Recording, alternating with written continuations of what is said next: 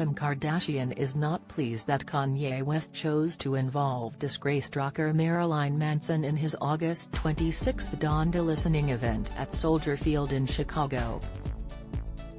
On Friday, numerous sources told People that she was blindsided by his cameo, as she wasn't in the loop about the rapper's plan, and would have never participated if she knew Manson would be there. The 52-year-old embattled heavy metal artist, real name Brian Hugh Warner, is reportedly set to collaborate on West's Donda album despite being in the midst of 4 ongoing sexual assault cases, with 16 women in total having accused him of sexual and psychological abuse. According to one source, the Skims founder missed both Manson and DaBaby's appearances as she could not see the trio from where she was seated. She was seated inside a suite facing the back of the house on the stage, so she would not have been able to see them at all from her vantage point, a source said. She wasn't in a loop at all about what was happening at the show. She was only aware of what Kanye had asked her to do, and she was willing to help him, it was added. A second said that she wasn't clued in on everything that was going to happen at the event, but a lot of it took her by surprise. Kim is the first one to support his visions. He asked her to be part of the listening event and she said yes without hesitation. She didn't know that Marilyn Manson would be there too. After getting wind that her estranged husband brought out both Manson and DaBaby, who incurred backlash for homophobic statements, the reality star reportedly began to contemplate her participation but decided to fulfill her promise, explained another source. You have to decide, do you bail at the last minute, or do you do what you agreed to do? In the end, she decided to stay and fulfill her promise.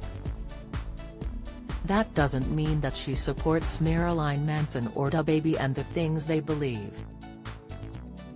She was there to support the father of her children. A third source added, she understands why there is backlash. Kim is all about positive publicity. She would have never participated if she knew Manson would be there.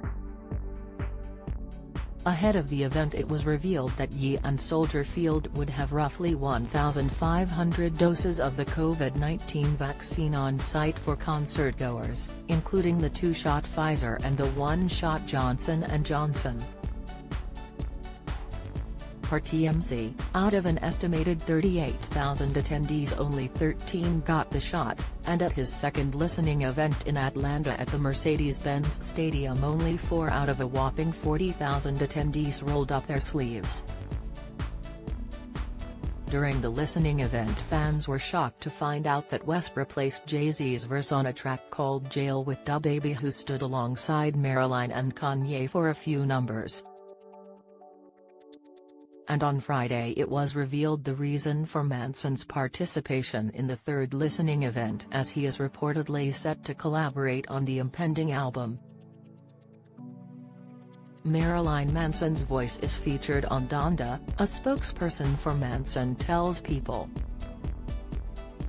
And he will continue to conceptually collaborate with Ye on the Donda project. The collaboration is set to cause even more outrage, as the rocker currently has 4 sexual assault cases against him, including allegations of sexual battery, intentional infliction of emotional distress, human trafficking, and unlawful imprisonment. This isn't the news I wanted today. What is Kanye doing? One distressed fan wrote on Twitter, with another saying, "This is just a bad look.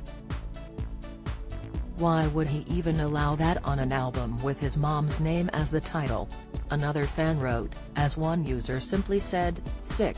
Manson, who is denying all charges, also faces accusations of sexual abuse and domestic violence from over 15 women in total, including actresses Evan Rachel Wood and Esme Bianco. And DaBaby, real name Jonathan Kirk, recently came under fire for making homophobic statements in relation to HIV/AIDS on stage at Rolling Loud in July, which caused him to be dropped from several music festivals including Governor's Ball and Lollapalooza.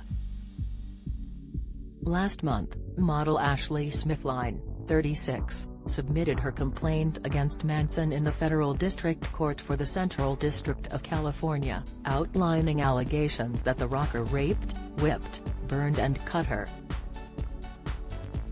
The model also claims Manson branded her by carving his initials into her thigh with a knife emblazoned with a swastika. Smithline said Mason first contacted her around the summer of 2010, allegedly telling her that he wanted to cast her in a remake of True Romance, according to the suit.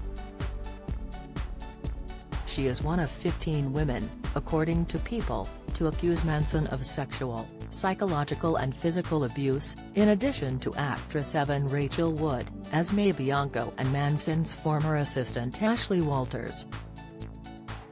Manson has since denied all claims, referring to them as horrible distortions of reality that misrepresent consensual relationships with like-minded partners. As of February, Manson was under investigation by the Los Angeles County Sheriff's Department for alleged abuse, the department told Daily Mail. At the time, it's unclear if he is still under investigation. Game of Thrones actress Esme Bianco was the first woman to file a lawsuit against Manson, alleging that the singer raped and sexually battered her. The complaint, filed in the United States District Court for the Central District of California, claims that Manson violated human trafficking laws by bringing Bianco from London to Los Angeles under the pretense that she would be acting in a music video. A month later, Walters sued former boss Manson for sexual assault, battery and harassment, claiming that the tainted love artist made her work 48 hours straight and occasionally groped and kissed her. The third is a woman who has chosen to remain anonymous. She is also among more than a dozen women to allege sexual impropriety against Manson. Last month, Manson turned himself into police after a warrant was issued for his arrest following an alleged spitting incident in 2019. The rocker allegedly spat at a female videographer before blowing his nose at her during a concert at the Bank of New Hampshire Pavilion.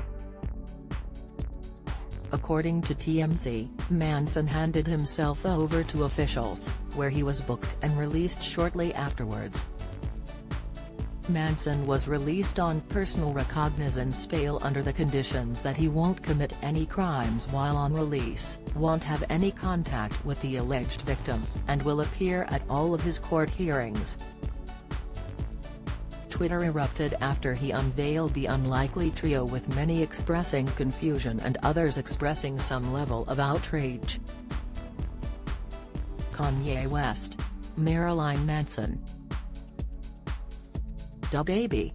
What the FK," read one tweet.